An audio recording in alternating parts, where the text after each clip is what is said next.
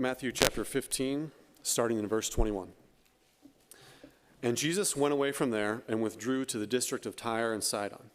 And behold, a Canaanite woman from that region came out and was crying, "Have mercy on me, O Lord, Son of David. My daughter is severely oppressed by a demon." But he did not answer her a word. And his disciples came and begged him, saying, "Send her away, for she is crying out after us." He answered, "I was sent only to the lost sheep of the house of Israel." But she came and knelt before him, saying, "Lord, help me." And he answered, "It is not right to take the children's bread and throw it to the dogs." She said, "Yes, Lord, yet even the dogs eat the crumbs that fall from their master's table." Then Jesus answered her, "O woman, great is your faith. Be it done for you as you desire." And her daughter was healed instantly. Jesus went on from there and walked beside the Sea of Galilee, and he went up on the mountain and sat down there. And great crowds came to him, bringing with them the lame, the blind, the crippled, the mute, and many others. And they put them at his feet, and he healed them, so that the crowd wondered when they saw the mute speaking, the crippled healthy, the lame walking, and the blind seeing. And they glorified the God of Israel. Then Jesus called his disciples to him and said, "I have compassion on the crowd, because they have been with me now 3 days and have nothing to eat. And I am unwilling to send them away hungry, lest they faint on the way." And the disciples said to him, "Where are we to get enough bread in such a desolate place to feed so great a crowd?" And Jesus said to them, "How many loaves do you have?" And they said, 7, and a few small fish. And directing the crowd to sit down on the ground, he took the 7 loaves and the fish, and having given thanks, he broke them and gave them to the disciples. And the disciples gave them to the crowds. And they all ate and were satisfied. And they took up 7 baskets full of the broken pieces left over. Those who ate were 4,000 men, besides women and children. And after sending away the crowds, he got into the boat and went to the region of Magadan. You may be seated.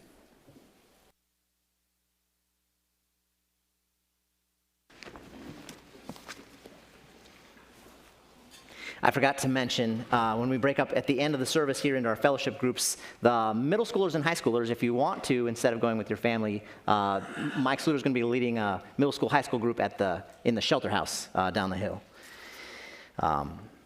Will Jesus share his blessings with you? Matthew 15 gives 3 answers to this question. The first answer that we find is that Jesus does not share his blessings with everyone. Jesus does not share his blessings with everyone. In the last few chapters of Matthew, we've seen many examples of people who do not receive Jesus' blessings. In chapter 15, the Pharisees approached God with an empty external religion. The Pharisees thought that because they were Jews, they would receive God's blessings, but for God's words, they substituted their own human religious traditions, and they would not humble themselves before Jesus. When Jesus spoke the truth to these Pharisees, they were offended. Who does this Jesus think he is? So the Jews wouldn't believe and they wouldn't repent, and so Jesus isn't planning on sharing his eternal blessings with them. We just have to remember we are all sinners and we don't deserve God's blessings. So it is today. Jesus does not share his blessings with everyone. Well, then the question is, who does Jesus bless? Well, Jesus blesses those who put their faith in him. That's point 2 there. Jesus blesses those who put their faith in him. Look with me at Matthew 15:21. Jesus went away from there and withdrew into the district of Tyre and Sidon. Jesus has been ministering at Gennesaret. If you look on the map down by the Sea of Galilee there, and Gennesaret and Capernaum, this is where he had his conflict with the religious leaders from Jerusalem. And now Jesus withdraws. He's not looking for trouble. He's not looking for conflict. And so Jesus withdraws to the north. It says he goes to the region of Tyre and Sidon. Now, if you were a Jew and you heard those words, Jesus left and he went to the region of Tyre and Sidon, to you it would sound like Jesus left and went to the region of vile people, of wickedness. Because notice here on the map, the green is Israel. And Jesus is leaving Israel here, and he's going to this Gentile territory up by the cities of Tyre and Sidon. Tyre and Sidon had been Israel's neighbors for centuries. These 2 cities They were known for their maritime trade. They would, from Tyre and Sidon, ships went all around the known world, and they would bring riches to Tyre and Sidon. Here's an old silver coin of some sailors from this area sailing the seas and above this cool mythical creature, right? And so this is what they were known for in the world, Tyre and Sidon. But in Israel, Tyre and Sidon were known for wickedness. Here, on the screen on the left, you see a statue of Baal, one of the gods that they worshiped up there. There he is. On the right picture, you see him there. He's the little guy. Here, this is Ashtoreth, or Asherah, Baal's consort, his girl. And the people from Canaan, from Tyre and Sidon, they worshiped these gods. Now, of course, our God has always demanded exclusive worship. So even if you had moral other gods that you worshiped, that would be offensive to the one true God. But the worship of these gods, of Baal and Asherah, it's not moral. The men, to worship Baal, they would go to the temple of Baal and they would sleep with the priestess prostitutes who worked there. This is how you would get Baal's attention, so that he would send rain for your crops. And this mix of the religion, where you kind of feel like you're doing the right thing, plus feeding your flesh that the men would do, and needing provision for their crops, these desires mixed together in this religion of Tyre and Sidon, it just proved so intoxicating for the Israelite men over the centuries. They just kept getting pulled into the worship of these false gods. And the women of Israel, too, were pulled into the worship of Asherah, because Asherah was, they found hundreds of these little clay figurines. This one's not clay, but of Asherah. And the women would keep these, and you needed Asherah if you wanted to have children. And for women of that day, their identity was so tied up in having children that they would pray to this god, and the Israelite women felt like they were missing out without her. These Canaanites, if they really got desperate in their religion for the gods' help, they would worship the god of Molech, the god named Molech or Milcom, and for him they would take their children and they would offer them up in the fire. Like, they would burn their living children to worship these gods. And Yahweh, the Holy One of Israel, abhorred every bit of this Canaanite practice. But the children of Israel, they just couldn't keep themselves unentangled from this. It lured them in, this sin. The wisest king of Israel, it says this about him, 1 Kings 11, 4 and 5, "For when Solomon was old, his wives turned his heart away after other gods. And his heart was not wholly devoted to the Lord his God, as the heart of David his father had been. For Solomon went after Ashtoreth, the goddess of the Sidonians." See, Tyre and Sidon? "And after Milcom, the detestable idol of the Ammonites." Now, as you go through Israel's history, read, we've been doing that in our Old Testament reading plan, you find that there are a few good kings who would stand for the one true God. What was the mark of a good king as you went through Israel's history? Well, a good king would tear down the altars of Baal, and he would chop down the statues of Asherah that had been built in Israel and say, "No, we will worship our God." But over and over again in Israel's history, a good king would come and a good king would go, and they'd rebuild the statues and they'd start to worship these gods again. And this went on until finally the Lord lost patience even with his own people, to where he banished them from the promised land that he had given to them. 2 Chronicles 36 is describing why do the Israelites have to go into captivity. 2 Chronicles 36:14 says, "Furthermore, all the officials of the priests and the people were very unfaithful, following all the abominations of the nations. And they defiled the house of the Lord, which he sanctified in Jerusalem." Okay, now by Jesus' day, Israel had finally gotten back to the promised land. And in Israel, they had learned one lesson. They had learned, in their captivity, they had learned that they should stay away from the Canaanites and their vile practices. But here, in our story, we find the Son of God heading up into Canaanite territory. And who is it that comes and speaks to the Son of God? Look there, Matthew 15, verse 22. And a Canaanite woman from that region came out and began to cry out, saying, "Have mercy on me, Lord, Son of David. My daughter is cruelly demon-possessed." So Jesus and his disciples are traveling along, and here comes this woman, a Canaanite woman. Most people in this day would have referred to her as Mark does in his gospel. They would have called her a Syrophoenician woman. That was the modern terminology. But Matthew, when he describes her, he calls her a Canaanite woman. He purposely uses the old term because in Matthew's mind, as he's there with Jesus as a Jew, he sees this woman coming and he thinks of all the evil that's been done over the centuries. And she's a part of this. She's a part of these wicked religions and this temptation away from the true God. And Matthew says a Canaanite woman comes to talk to Jesus. She's yelling. You could translate it. She's screaming out, "Have mercy on me, Lord, Son of David. My daughter is cruelly demon-possessed." Now we know how Jesus would respond if this were to take place in Israel. Jesus would drive out that demon. Does Jesus ever in the Gospels turn someone away who comes to him with a real need? But this woman is one of those wicked, idol-worshiping Canaanites. How will Jesus respond to her? Look at verse 23. But he did not answer her a word. This goes on for a while. She keeps screaming out after Jesus, and Jesus keeps ignoring her. And we need to hang in there. Jesus is going somewhere with this. Remember our second point, Jesus blesses those who put their faith in him. We already read the story. Todd read it for us, so we know where this goes, right? Jesus intends to grant her request and to deliver her daughter from these demons.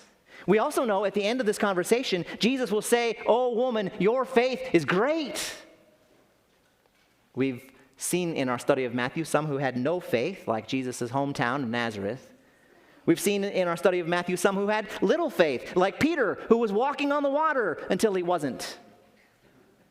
This is the only time, actually the second time in the book of Matthew where someone is commended for having great faith. The last time, it was a Gentile soldier who was living in Capernaum.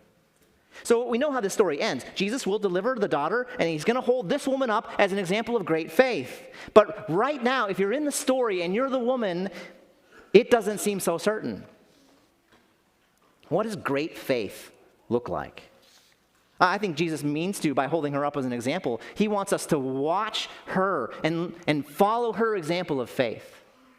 So we'll learn from her two characteristics of great faith. The first one is this: great faith never stops asking, even when it seems like God is not paying attention. Great faith never stops asking, even when it seems like God is not paying attention. Look there again at verse 22. A Canaanite woman came out from that region and began to cry out, saying, "Have mercy on me, Lord, Son of David. My daughter is cruelly demon-possessed." But he did not answer her a word. Why does Jesus not pay attention to her cries right away? I think Jesus is drawing this out because he means it as a teaching tool for his 12 disciples and for us as we read it, but the woman doesn't know that. All she knows right here is that her daughter is really suffering, and Jesus is here, and Jesus is not listening to her. Sometimes Jesus tests our faith before he blesses us. Sometimes Jesus waits to answer our requests because he not only wants to give us what we need, but he wants to teach us to trust in him. So what does great faith do when Jesus doesn't answer a word? Great faith keeps on asking. The tense of that verb in verse 22, cry out, it indicates that this woman keeps on crying out. And it goes on long enough that it starts to annoy the disciples. See verse 23? But he did not answer her a word, and his disciples came and implored him, saying, "Send her away, because she keeps shouting at us." Verse 24, but he answered and said, I was sent only to the lost sheep of the house of Israel. Jesus gives an explanation to his disciples as to why he's not helping this woman. Jesus says, my Father has sent me on a mission here, and my mission relates specifically to Israel. Jesus had been sent by his Father to present himself to Israel as her Messiah. And he's in the process of being rejected by Israel. But he knows what he's here to do. God has promised Israel a king and to come and sit on the throne of David. And so Jesus is focused on the specific task that the Father has given to him. Well, the woman's close enough that she hears this. She hears Jesus say, my Father sent me to Israel.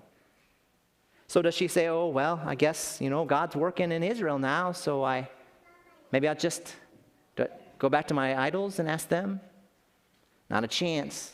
Not a chance. Great faith never stops asking, even when it seems like God is not paying attention. This lady knows if her daughter is to be healed, Jesus is her only hope. Verse 25. But she came and began to bow down before him, saying, Lord, help me. She comes closer. She bows down in the dirt in front of Jesus, and she just pleads with him, Lord, help me. Have you been there? This lady has heard of the compassion of this king, and she's putting all her eggs in this basket. She will worship him. She will plead with him. She will not be turned away. Verse 26. And he answered and said, it is not good to take the children's bread and throw it to the dogs. Now remember, 2 verses later, Jesus will heal this woman's daughter. Jesus is never rude. Jesus is not uncaring. But Jesus does put her faith to the test here. Do you know Jesus has the right to put your faith to the test if he chooses? Jesus tested the faith of a would-be disciple in Matthew chapter 8. The man in chapter 8 said, I'll follow you, Jesus. I'll follow you wherever you go. Will you let me stay until my dad dies? And Jesus said, follow me and allow the dead to bury their own dead. In Matthew 19, Jesus will test the faith of a rich young ruler who by saying, if you want to follow me, go and sell all your possessions and give them to the poor. Here, Jesus tests this woman's faith by putting her in her place. Jesus is never rude, but he is very straightforward with us about our sins. Look at verse 26 again. He answered and said, it is not good to take the children's bread and throw it to the dogs. So Jesus gives this illustration of a family, and in the family there's children and pets. So if you're sitting down to eat as a parent, who do you feed first? Well, you feed the kids first and then the pets. Israel as a nation was chosen to be God's special people. The woman is not an Israelite, and so Jesus is straight up with her. She's got to wait her turn. The dogs in this illustration are the Gentiles, and the woman's one of them. Now, no one has ever been flattered by being called a dog, and I would guess this woman isn't either, right? Jesus is never rude, but this is no compliment to this woman. I believe Jesus is pointing out the gross sin that this lady herself has participated in. In the book of Revelation, there's another place where people are described as dogs. Look there with me, Revelation 22:15. Here it's describing people that won't be in heaven. Outside are the dogs, and the sorcerers, and the immoral persons, and the murderers, and the idolaters, and everyone who loves and practices lying. Well, who are these people called dogs not allowed into heaven? Well, it's people of low moral character, people who have greatly offended the God of heaven. So there's this woman, she's coming, she's pleading with Jesus to help her, and he responds by pointing out in no uncertain terms that she is a sinner. Do you know what many people do at this point when Jesus points out their low moral character? They walk away. They're like, fine, Jesus, I come to you for help. I got a real need, and all you do is you say, I'm a dog. Okay, I'm out of here. That's how a lot of people are going to respond. But not this woman. Here's the second characteristic of great faith. Great faith humbles itself before Jesus, even when Jesus puts you in your place. Great faith humbles itself before Jesus, even when Jesus puts you in your place. Listen, if you're looking for a God who will never step on your toes, Jesus is not the God you're looking for. If you're looking for a God who will always make you feel good about yourself no matter what you do, Jesus is not the God you're looking for. Jesus will put you in your place. He'll frankly call out your sin, and it will hurt your pride. But great faith humbles itself before Jesus, even when Jesus puts you in your place. Look at verse 26.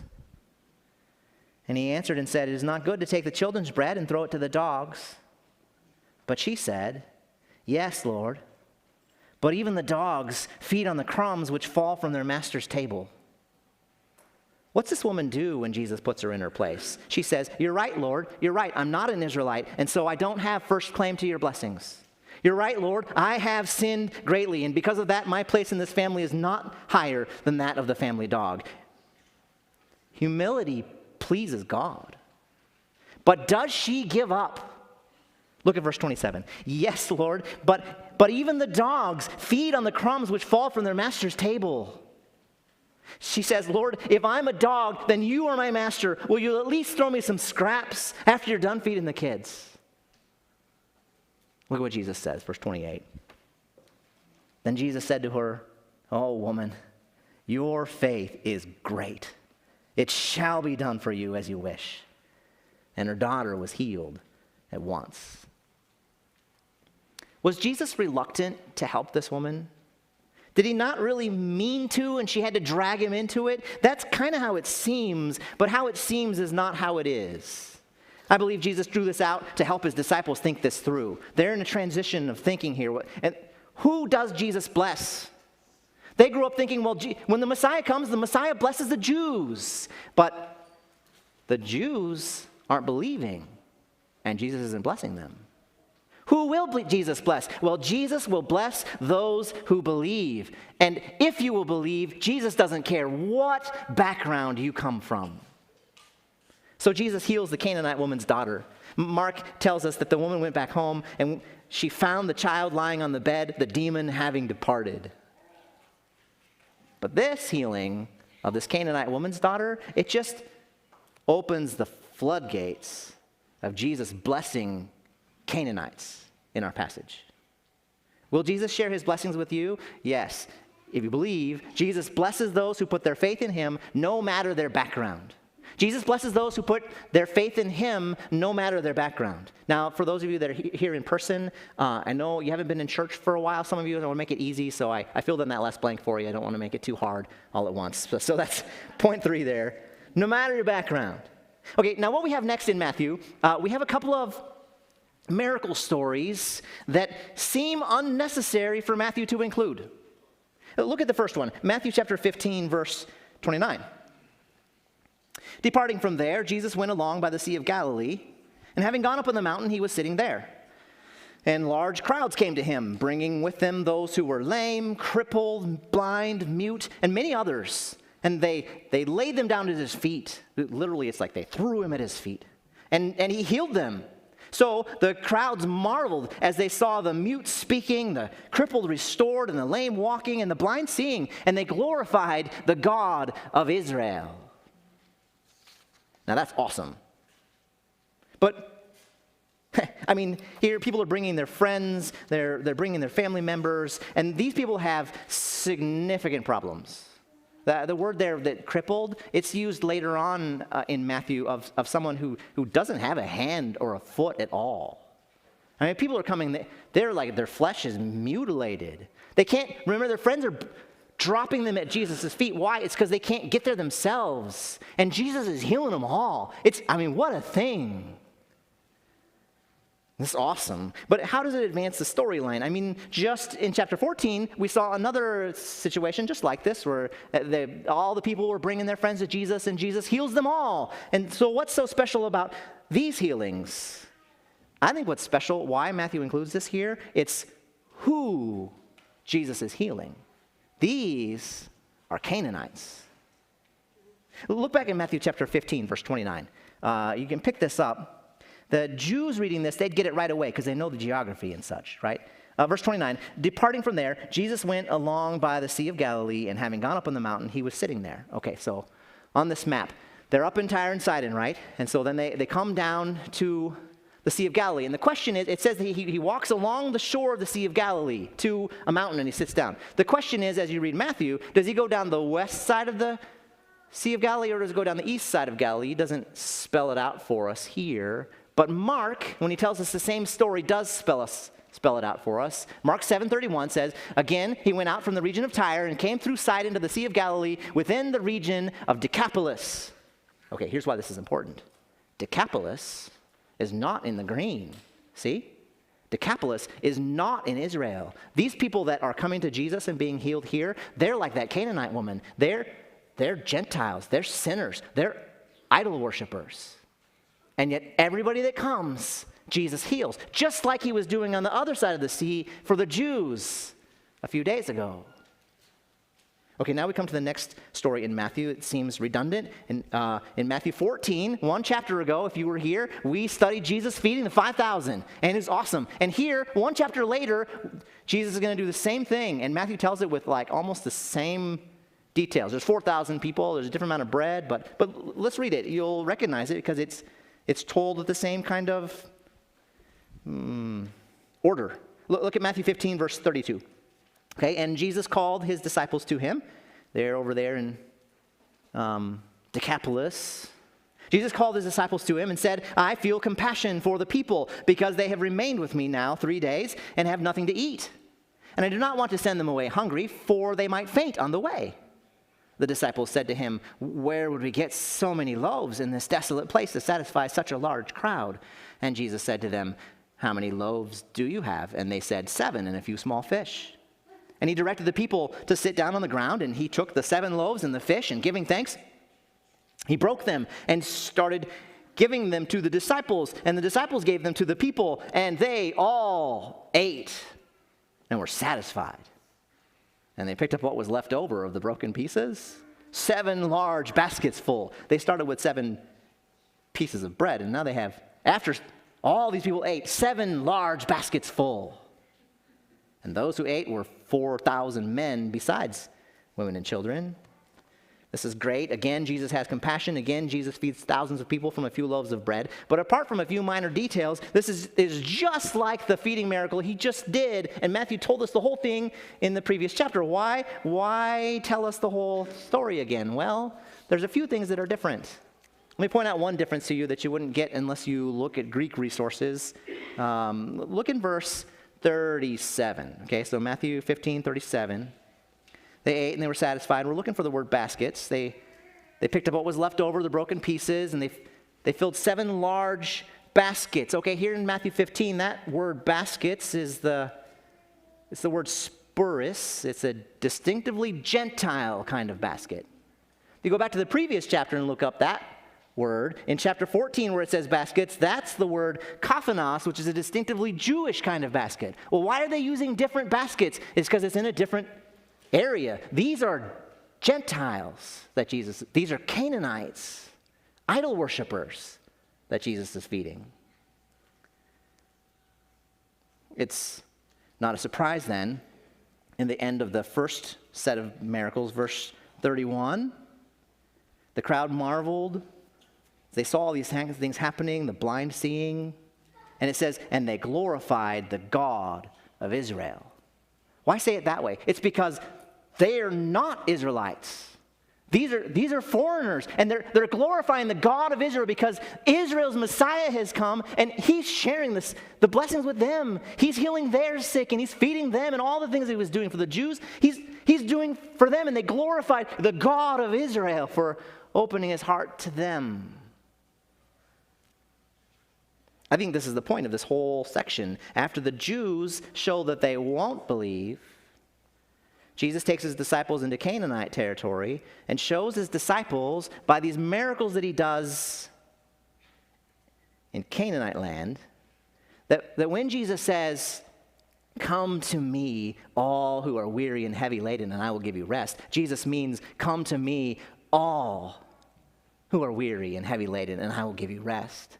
As far as Jesus is concerned, it doesn't matter what your background is. You may have been a Sunday school teacher. You may have been a convicted felon. You may be black or white or Jewish or Asian. It doesn't matter. Whoever will come to Jesus in faith, Jesus will receive and Jesus will bless. And whoever will not come to Jesus in faith, Jesus will not bless. So, will Jesus share his blessings with you?